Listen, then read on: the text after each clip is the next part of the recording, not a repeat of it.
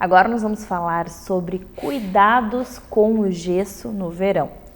O verão tá aí, sol, piscina, areia, praia. Meu Deus do céu, o que a gente faz com as crianças que estão engessadas? A nossa ortopedista pediátrica, a doutora Mike, vai nos ajudar a entender o que pode e o que não pode fazer. Bem-vinda novamente. Obrigada. Você deve ver várias situações das crianças com gesso, com areia, ou tentando coçar, colocar alguma coisa. Então, quero que você nos ajude a entender quais são esses cuidados básicos com o gesso. Então, a nossa sorte, por mais que seja um pouco, parece que não é verdade, mas no verão, quando as crianças estão de férias, o nosso volume de fraturas diminui um pouco. Ainda bem, as crianças se comportam mais quando elas estão de férias. Os cuidados dos pais? Os cuidados dos pais. Na escola elas se soltam mais. Que na escola tem várias, elas acabam quebrando mais. Antes de eu falar dos cuidados, a maioria não sabe do que é o feito gesso. Então, geralmente o gesso convencional, que é aquele branquinho que a gente faz, é composto de 3 materiais. O primeiro deles é esse aqui, que é o que a gente chama de malha. Ele nada mais é do que uma meinha, que a gente só põe por cima para proteger um pouco a pele, para ela não ficar ressecada, nem nada. O segundo, por cima dessa malha, a gente põe o algodão. O algodão, ele é o algodão... Nossa, agora vai ficar difícil. O algodão cru mesmo. A gente vai abrir aqui e você vai ver que ele é um rolinho daquele algodão mais que não foi manipulado, que é menos industrializado. Então ele serve para proteger a estrutura óssea. A gente enrola ele no bracinho e daí tipo essas partes, que é o punho, aqui o cotovelinho e tal, que é mais pele e osso, ele serve para proteger, que a gente chama de algodão cru. E depois, por cima, a gente vai usar o gesso, que é, isso aqui é a atadura de gesso. A gente molha ele dentro d'água e daí ele vai desenrolar em cima do bracinho ou da perninha da criança e ele vai formar aquela pasta, que é igual a pasta do gesso que a gente coloca no teto, e isso a gente consegue moldar e daí ele fica duro. Isso aqui é o gesso. Como ele é feito à base de água, se a gente molhar, ele dissolve. Então, a principal coisa que a gente precisa pensar é que esse gesso não pode molhar. Então, tem que cuidar. Então, não pode levar a criança para a piscina, não pode chegar perto. Quando vai tomar banho, tem que proteger bem, com um saco plástico, vedar bem para não molhar. Outra coisa é que no verão, a criança ela tende a suar e o gesso incomoda um pouco, porque ele acaba que segura um pouco o calor e quando ela sua ali embaixo, o algodão ele coça bastante. Então, o ideal é que quando a gente tem uma criança com gesso, deixar ela mais quietinha, evitar de fazer com que ela se movimente muito, em que ela sue mais. Então, deixar ela mais tranquila em casa, no sofá, de preferência perto do ventilador, alguma coisa que ela não sue e esse gesso não incomode tanto, para que ela não fique coçando tanto, porque não pode botar nada dentro do gesso. Se você usar, pega uma caneta, pega alguma coisinha para coçar por dentro. Não pode, porque a gente não consegue ver a pele. Porque às vezes você coloca ali, você coça tanto que faz ferida, e essa ferida não aparece. Então, olha que perigo. A gente sempre fala que não pode colocar nada dentro do gesso. Coça, assopra, às vezes usa o ventiladorzinho para deixar um pouquinho mais fresco e tal. Esses são os cuidados principais. Então, quando eu falo, tá de gesso no verão, não pode nem levar para a praia. Não leva para a praia, deixa ele em casa mesmo. Vai ser ali um mês, paciência, vai perder o verão, paciência. Mas assim, o próprio contato com areia, às vezes enche o gesso de areia, suja, pode levar a micoses, porque o gesso fica ali úmido por dentro e tal. Esse é o gesso convencional, que é aquele gesso branquinho, o que pode assinar, então isso é uma coisa legal, dá para ter parte criativa com a criança, deixar ela com canetinha, desenhar, pintar, pedir para todo mundo assinar, essa é a parte divertida do gesso convencional. Existe um outro tipo de gesso que a gente chama de gesso sintético, ele é basicamente feito na mesma forma, então a gente tem a malha, a gente tem um algodão, que é um algodão mais sintético, e a gente tem um gesso que ele é feito de fibra de vidro, que é mais duro, mais resistente, mais leve, e a parte do gesso mesmo, ele não amolece na água. O problema é que, dependendo do algodão que a gente usa por baixo, ele acaba ficando úmido. Então, mesmo esses gessos sintéticos, a gente fala que o ideal é não molhar. Porque o algodão que tem por baixo, ele absorve a água. E daí, como a parte de cima não absorve, ele fica úmido por baixo do braço e o bracinho pode ficar assado. Então, tem alguns lugares que fazem o gesso sintético, então tem que cuidar muito com a forma, com que tipo de algodão eles colocam. O ideal é que tem que ser um algodão que repila a água, que tipo, se ele não absorver a água, tudo bem, daí pode, porque dele não vai ficar úmido. Mas se é um algodão que absorve a água, daí não dá. Isso é uma coisa que é importante dar uma olhada. Eu acho que fazendo isso tá cuidando do gesso. Deixando a criança mais tranquilinha, mais em casa, usar sempre, a gente tem sempre, quando é no pé, geralmente não pode pisar, então uma moletinha, um próprio andador, ou alugar uma cadeira de rodas para as crianças menores que não conseguem andar de andador. E usar sempre para o braço, tem aquela tipóia, ou uma tipóia simples mesmo, que é um lencinho amarrado, ou aquelas azuis de lona mesmo, que são um pouco mais confortáveis, para que a criança fique confortável. Então, deixar longe da água, deixar mais tranquila em casa, evitar de correr, pular, andar de bicicleta, andar de skate, nem pensar, né? Porque ela tem que estar mais calminha. E tentar, ao longo do dia, óbvio que ela precisa de se distrair com alguma coisa. Então, fazer coisas mais lúdicas, um livro, um desenho, uns jogos, pintar, e deixar ela mais dentro de casa, sem tanta exposição ao sol e ao calor, para o gesso não irritar e não acabar não machucando a pele. Porque quanto mais ela se movimenta, mais calor ela gera e mais esse gesso pode coçar. Nossa, adorei as dicas para as mamães aí que estão com as crianças engessadas. Vamos seguir as dicas da doutora, porque ela vê tanta coisa, e daí micose, enfim, tanta coisa que pode acontecer que a gente pode evitar, como ela falou. É um mês ali, passa, pior do que fazer uma ferida, depois ter uma bactéria, alguma coisa, ou às vezes né? até perder o tratamento, porque Exatamente. Se você faz o gesso bonitinho para manter a fratura e ele molha ou quebra o gesso, ou por algum motivo a gente tem que tirar esse gesso antes porque tem uma ferida, tem alguma micose, pode perder o tratamento. Então, às vezes, o tratamento ele é prolongado por mais tempo porque não cuidou direito do gesso. Olha só. Adorei. Obrigada. Obrigada. Até a próxima. Até a próxima.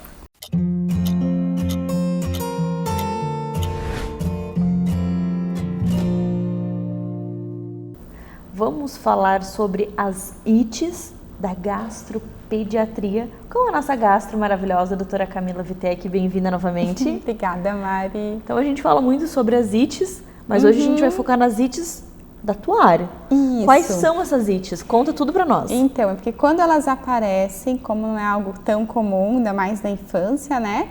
Isso vem carregado de muito, meu Deus do céu, o que está acontecendo? Então, a gente vai pensar nas ites. O que é it, né? Para começo de conversa. It é inflamação.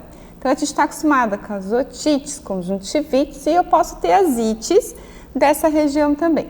E a gente vai, então, percorrendo aqui. Então, o primeiro órgão aqui é o esôfago, que é o tubo que leva a comida da boca até a região do estômago. O esôfago pode ter uma esofagite. A esofagite, então, é a inflamação do esôfago. Essa inflamação ela pode ser causada por diversas razões.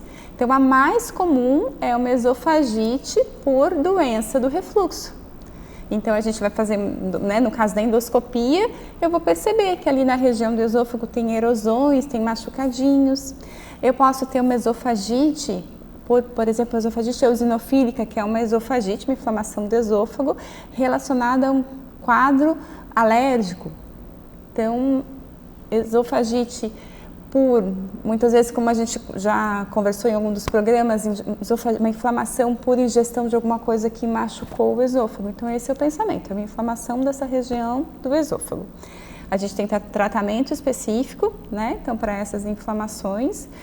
Eu posso ter também ocorreu agora esofagites por infecções, Mari. Não é comum na infância, mas, por exemplo, assim como a gente tem cândida, né? Tem um sapinho aqui na região da boca, esse mesmo fungo pode fazer uma inflamação do esôfago.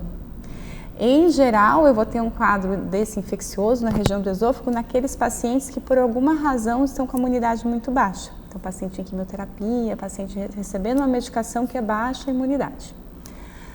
Daí nós vamos para o estômago. Então, a inflamação do estômago, que é essa parte gástrica, né? Então, é a chamada gastrite. Essa inflamação do estômago, que a gente mais escuta, mais os adultos, né, é uma gastrite nervosa. Então, o que é a gastrite? Essa inflamação ela pode ser causada também, às vezes, por algum medicamento que tomou, a gente já falou sobre isso, né? Os anti-inflamatórios que podem machucar a região do estômago. Essa gastrite pode ser infecto-contagiosa, às vezes alguma infecção gastrointestinal que faz a gente ter vômito, dor abdominal. E tem também a gastrite pelo H. pylori, que é uma bactéria que 90% da população pode ter essa bactéria morando ali no estômago e eventualmente ela desencadeia um quadro de uma gastrite. Nós só vamos se preocupar com essa infecção quando na família eu tenho uma história já de câncer gástrico ou ainda se eu tenho úlcera, se eu tenho um quadro mais importante. A gente tem as hepatites, nós já tivemos um programa sobre isso, né? Então, que são as inflamações do fígado. Então, essa inflamação do fígado também pode ser causada por causa medicamentosa, pode ter mais comum causa viral, por acúmulo de gordura, por conta da questão do sobrepeso, da obesidade. E caminhando mais para baixo, então, a gente vai pensar, vamos voltar, tem a pancreatite, esqueci do pâncreas. O pâncreas também é um órgão que pode inflamar. A principal causa de inflamação pancreática é trauma.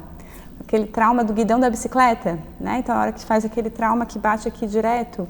Então, a pancreatite também pode ser causada por pedrinha da vesícula que caminha e tranca ali, fazendo um quadro.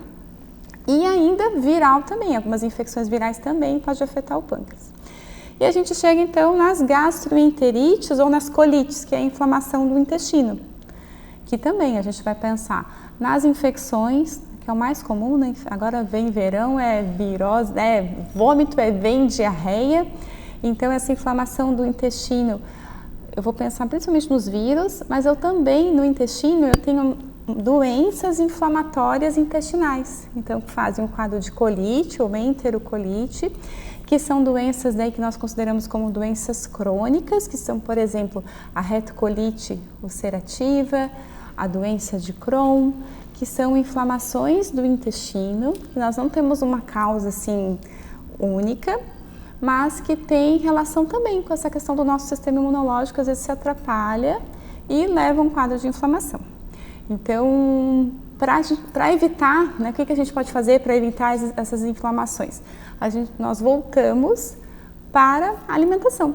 Né? Então, a gente sabe que uma alimentação saudável, ela vai definir um sistema gastrointestinal que funciona de forma mais adequada, vai modular as bactérias que eu tenho no intestino. Então, nós somos o que comemos, com certeza, e as bactérias que moram no nosso intestino definem esse grau de inflamação. Então, por isso que, mais uma vez, nós vamos reforçar a importância das crianças terem uma alimentação equilibrada, uma alimentação saudável, com fruta, com verduras, com cereais, porque assim eu mantenho a criança com o peso ideal e mantenho uma saúde de gastrointestinal adequada. Quantas ites? Sim. Nossa, como é interessante a gente fazer algo assim para mostrar todas, né, fazendo essa viagem pelo corpo. E lembrando que a alimentação realmente ela é a chave, a cerejinha do bolo, né? Sim. E é importante sempre estar reforçando, ainda mais hoje que vivemos em um mundo acelerado, mais industrializado, então, né, descascar mais, desembalar menos. É verdade. Camilinha, adorei. Obrigada por todas essas informações. Eu que agradeço, adoro estar aqui.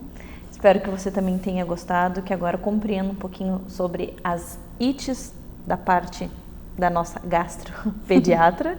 E se ficou com alguma dúvida, se você quer conhecer alguma it mais a fundo, manda mensagem para nós, para o Minuto Mamãe Bebê. Entra lá no Instagram do Minuto Mamãe Bebê e digita Doutora Camila Vitek, você vai ter muita informação, ela tem conteúdo de qualidade lá. Obrigada, meu amor, e até a próxima. Até, Mari.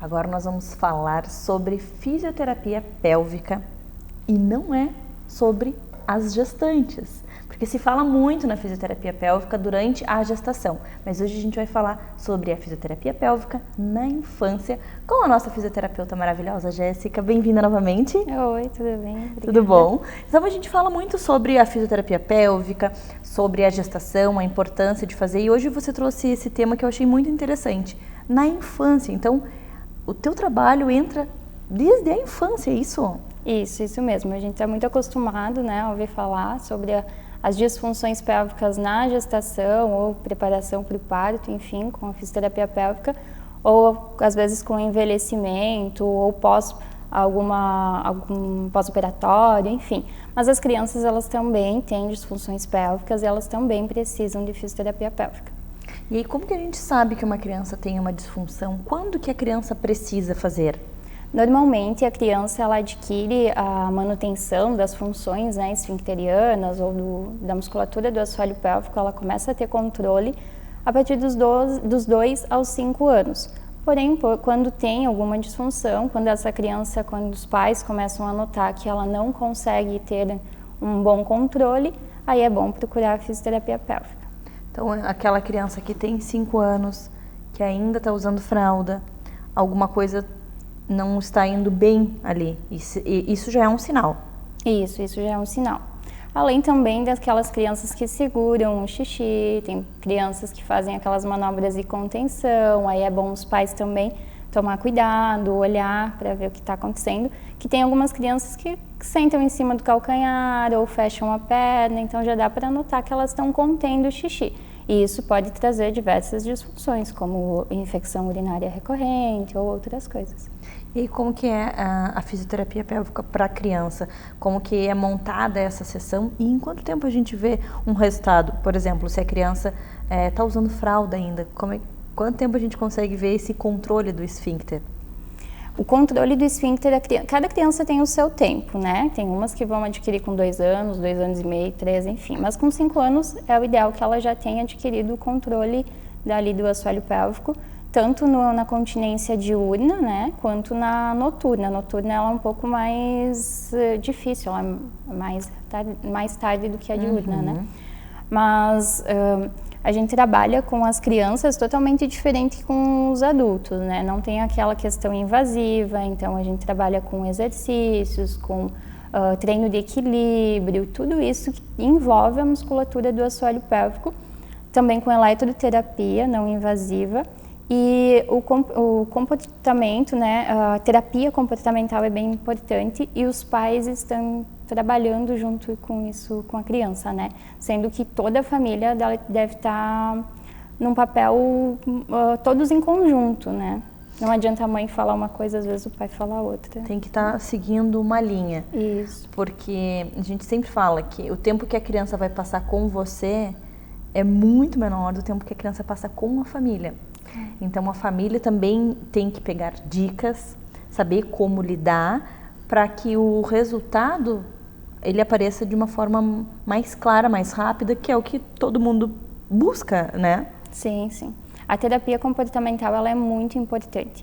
A gente faz, né, os exercícios com o diário miccional, então colocar horário para a criança ir ao banheiro, principalmente para aquelas crianças que contêm, né, que fazem as manobras de contenção, elas precisam ter um horário definido para ir ao banheiro, tanto para fazer xixi quanto para evacuar, para ir trabalhando essa bexiga, essa musculatura do assoalho pélvico. E aí, assim, a gente sabe que cada criança é única, mas tem um tempo aproximado mínimo que a criança vai passar com você, que a gente já vai conseguir notar um resultado? Não, o tempo vai ser, cada criança como tem o seu tempo de maturação ali do assoalho pélvico, de conter a urina, ela vai ter o tempo dela no tratamento. Isso vai depender do que ela vai fazendo em casa e do que a gente for trabalhar na fisioterapia, né? Se ela seguir as orientações e tudo. Ela pode fazer mais de uma vez por semana ou indicado a fazer uma vez por semana só fisioterapia? Como que funciona? Geralmente a gente trabalha 1 vez a 2 vezes na semana, que a gente trabalha também com eletroterapia, neuromodulação, que neuromodula lá a parte nervosa da bexiga, então o indicado é até 2 vezes na semana.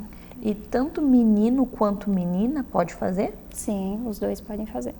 Então, envolvendo essa questão da incontinência urinária, de segurar o xixi, de não ter esse controle do esfíncter, a gente sabe que acontece tanto com o menino quanto com a menina. Então, ambos podem fazer a fisioterapia pélvica. Sim, os dois podem fazer.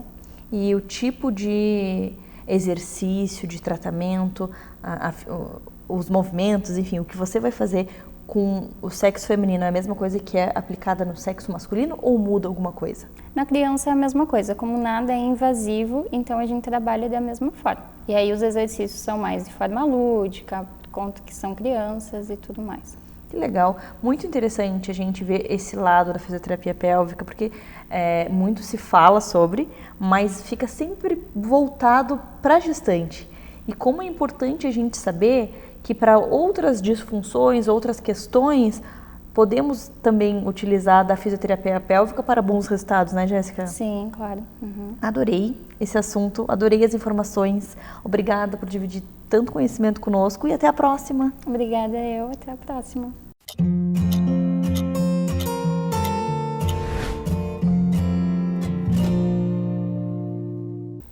Agora a gente vai falar sobre o que não podemos fazer nas crianças quando envolve a otorrinolaringologia. E é claro, com a nossa otorrinopediátrica, a doutora Ana Santiago. Bem-vinda novamente. Olá, tudo bem? Boa tarde, muito obrigado pelo convite. Então me conta, o que a gente não pode fazer nas crianças? Eu já estou com medo, será que eu faço alguma coisa? Acho que devo fazer. Querida, a mais clássica de todas, que todo otorrino, que todo pediatra orienta para não fazermos é passar cotonete no ouvido das crianças. Essa é a mais clássica.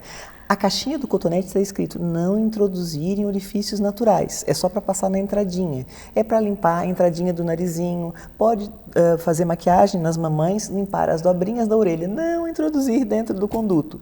O conduto é estreito, a cera é molinha, a gente não vai conseguir tirar, a gente vai acabar empurrando, a gente só tira o que está por fora. Se está por fora a cerinha, a gente pode passar a toalha. O que está lá dentro, se está trancando, o otorrino tira, tá? Nós otorrinos, de maneira geral, nós não temos nenhum problema com cera. Cera não é doença, é um mecanismo de defesa, é uma secreção que é produzida pelo nosso organismo. A mãe que tem essa neuro com cera, as pessoas né? têm essa neurose achando que estão limpando. A gente limpa o que tem aqui por fora, que está aparecendo. Lá dentro não precisa mexer. Limpa com um paninho, com a toalhinha aqui por fora. Lá dentro, essa coisa de tentar tirar com cotonete, tu acaba empurrando a cera para dentro, ela impacta, é difícil para tirar, às vezes tem que usar remédio para amolecer, tá? Fora que a gente pode machucar o conduto auditivo. O conduto é uma estrutura que não é muito calibrosa, ela é estreita, ela tem uma porção de pele fininha embaixo do osso. Quando tu passa o cotonete, se tu passa desavisado, às vezes pode machucar, tá? E nem sempre o conduto é reto. O conduto de uma criança é diferente da outra, o conduto de um ouvido é diferente do outro ouvido. Às vezes, quando a gente passa o cotonete, a gente pode machucar a pele, às vezes até sangramento. Então, assim, ó, queridos, conselho, não usem cotonete. Não usem cotonete, isso não ajuda em nada. Limpe as dobrinhas com toalhinha, cotonete não deve ser usado. Essa é a orientação mais clássica, nada de cotonete em criança. Outras orientações que a gente costuma dar para os pais. Bem, higiene nasal ajuda, faz bem, mas tem que ser com uma técnica certa. Então, cabeça para frente, nunca cabeça para trás, a boca abertinha e tem que ser bem devagarinho. Então, nunca fazer lavagem nasal com pressão. Não deve ter pressão, é só introduzir o sorinho, que pode ser em baixo volume, numa seringuinha, ou em alto volume, quando a mãe está bem treinada, a criança está com bastante secreção, alto volume, aqueles das garrafinhas funcionam bem, mas sempre sem pressão. Então, não lavar o nariz de suas crianças com pressão, tem que ser bem devagarinho, tá? Então, dica 1, cotonete, dica 2, da lavagem nasal. Uma dica 3, não usar vasoconstrictor. Afrin, Aturgil e todos esses remédios que têm vasoconstrictor, que às vezes a gente acha que usando vai destrancar o narizinho da criança, podem causar problema quando o uso prolongado. Eles têm substâncias vasoconstrictoras. O que quer dizer isso? Quando a gente pinga no nariz, o nariz destranca e melhora bastante a respiração. Só que o uso contínuo faz com que a mucosa aumente de tamanho e ela não volta ao normal. Então, aquele benefício inicial vai estar causando, com o uso contínuo, um malefício pode causar dano à saúde da criança. E muitas vezes a gente não consegue resolver essa hipertrofia, esse aumento de volume da mucosa só com tratamento cirúrgico.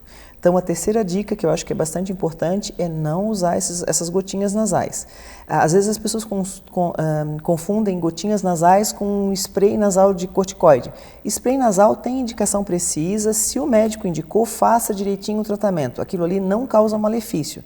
Ele é um tratamento tópico, ele age na mucosa nasal e não causa problemas quando a pessoa utiliza sob orientação médica. Então, é diferente a gotinha, essas gotinhas com vasoconstrictor do spray. Não confundam as duas coisas. O spray está bem indicado. A gotinha a gente não deve usar por períodos longos. Eu até contraindico em criança. Eu não gosto que use, porque eu acho que é muito tentador tu usar a gotinha que destranca na hora, né?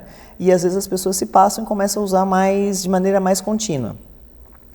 Outra coisa que eu oriento também meus pacientes é quanto à medicação. Às vezes as pessoas começam a usar antibiótico com 2, 3 dias, estão bem, param de usar medicação.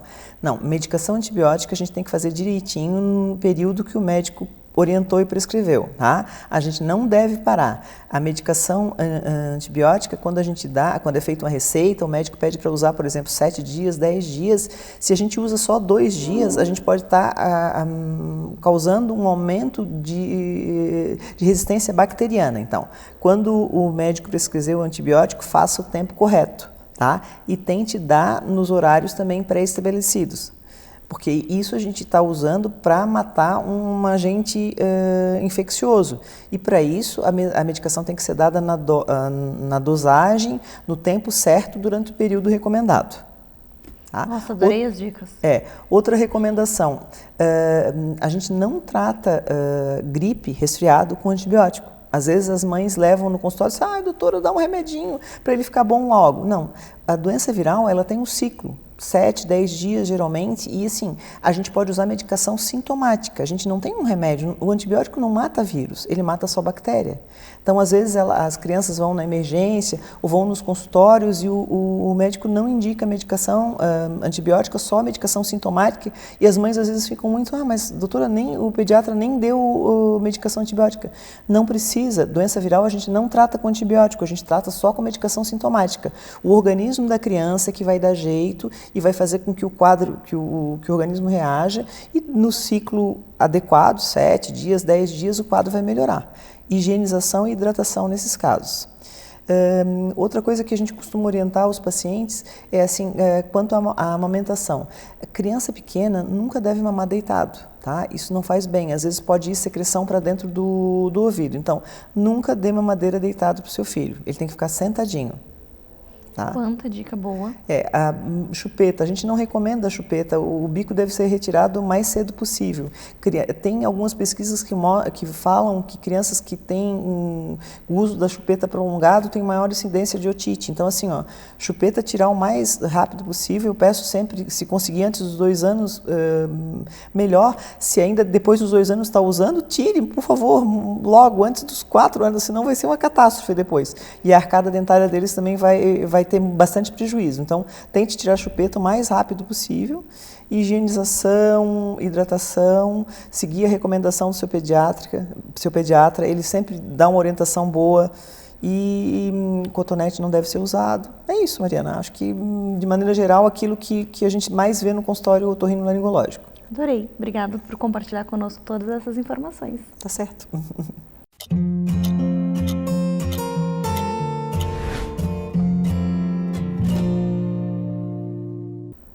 Hoje eu tenho uma novidade para dividir com você, mas na verdade quem vai falar sobre essa novidade é a nossa fonoaudióloga Ana. Bem-vinda novamente. Boa tarde, Mari. Boa tarde, pessoal de casa. É um prazer estar aqui com vocês hoje para falar sobre essa novidade, sobre esse evento espetacular que vai acontecer no dia 25 de janeiro, que é o segundo evento do PED Club, a primeira comunidade de networking, empreendedorismo e posicionamento digital para os profissionais da saúde materna e infantil. Que maravilha! Então me conta, vocês já tiveram a primeira edição, que Sim. foi um super sucesso, e agora a gente vem para a segunda edição que já, pessoal, não tem nem vaga mais. Vai dar vontade, a gente quer ir, mas não dá, já esgotou, só que teremos mais. E aí me conta como que vai ser, da onde veio sua ideia, como que surgiu, o que acontece nesse evento maravilhoso? Então, nossa primeira edição foi no dia 30 de novembro. O PED Club, ele é uma comunidade para profissionais de saúde da área da saúde materna e infantil. Então, nós temos ginecologistas, obstetras, nutricionistas, fonoaudiólogos, pediatras, toda a equipe multidisciplinar dentro desse evento reunido com o propósito de fazer conexões reais né? Então, o nosso propósito é unir esses profissionais, é trazer informações sobre empreendedorismo, sobre posicionamento digital, juntar esse pessoal com o mesmo propósito, que é crescer, é se desenvolver, é se conectar. Então, o primeiro evento foi um sucesso, esgotou em 12 horas.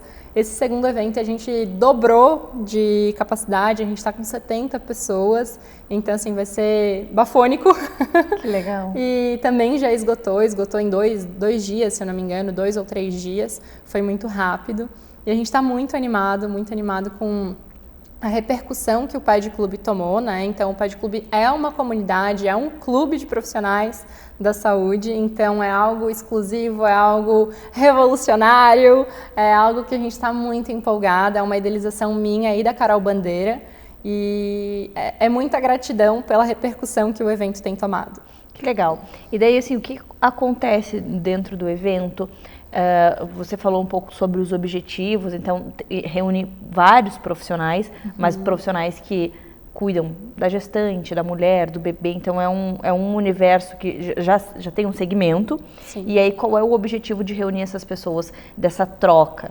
Então, o profissional de saúde, muitas vezes ele não é visto como um empresário, como um empreendedor, né? Então, é olhar para esse profissional e mostrar que ele não está sozinho, que as coisas podem ser desenvolvidas para ele também. Então, a nossa proposta é fazer com que as pessoas não se sintam só, que elas pertençam a uma comunidade e que nessa comunidade elas tenham acesso a conteúdos exclusivos para elas, pensados para elas, para a realidade delas. Então, a gente está enxergando o profissional de saúde para além do profissional, né? Para a pessoa que ele é, para o empresário que ele é, para o empreendedor que ele é, para ele poder empreender onde ele esteja. Ele pode ser um profissional do hospital, ele pode ser no consultório, pode ser da clínica, ele pode prestar um serviço, mas olhar para esse outro lado dele, né? Não só do atendimento, né? Só do técnico, né? Olhar para as conexões que ele pode formar, então é algo muito especial. Que bacana, porque a gente sabe que tudo vai mudando, então antigamente não existia rede social, as pessoas não precisavam fazer esse trabalho voltado para quem acompanha nas redes sociais. E hoje a gente já tem uma nova realidade, onde as pessoas querem ver vídeo, querem ver foto profissional, querem dicas, querem saber um pouco mais sobre esse profissional. E daí você reunir tantas pessoas, algumas já engajadas na rede social, outras começando.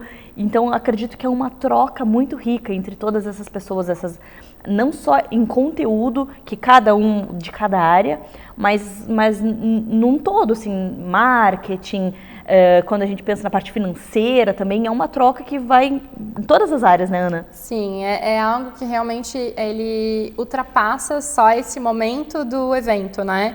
Então, é um networking que fica para a vida, muitas amizades se formam, já se formaram nesse primeiro evento. Então, é um momento onde o profissional também pode descontrair, né? A gente marca um pediatra, por exemplo, para o nosso filho, então a gente não tem a impressão de que ele é uma pessoa, a gente só vê o lado médico, né? Ou marca um fonoaudiólogo, também só vê o profissional. Então, a ideia é que ele tenha esse momento de descontração, onde ele pode vivenciar o lado pessoa dele, né? Ele pode tomar um vinho, ele pode dar gargalhada, ele pode descer do salto, se ele quiser. Então, é um momento onde o profissional ele vai ser acolhido, ele vai ser visto, né? Então, agora a gente já tem uma segunda data, que é o dia 25, e o que vem pela frente, novidades, o que vocês estão pensando, o que tu pode contar para nós? Eu não posso dar nenhum spoiler, eu só posso dizer que vem muita coisa por aí. O Pad Club ele vai ser algo que vai acontecer mês a mês, não posso dizer como, mas ele vai, é algo que está criando uma dimensão enorme, né? Já temos interessados no Brasil todo para levar esse evento para outros locais, é o máximo que eu posso dizer. Que bacana, eu desejo muito sucesso, tenho certeza que todos os profissionais que participarem sairão super satisfeitos, porque é muita coisa boa envolvida. E que cresça, que vá para todo o Brasil, que saia do Brasil. Muito sucesso para vocês, ótima essa iniciativa. E que os profissionais que estão nos acompanhando, que não participam ainda, que comecem a procurar mais informações, busca a Ana, para fazer parte, para entrar para esse clube, que eu tenho certeza que você não vai se arrepender, né, Ana? Sim, o nosso Instagram é Pad Club Brasil e o meu Instagram é anaqueires.fono. Pode seguir lá na rede social, pode nos acompanhar, que tem bastante novidade vindo por aí. Obrigada e até a próxima. Obrigada.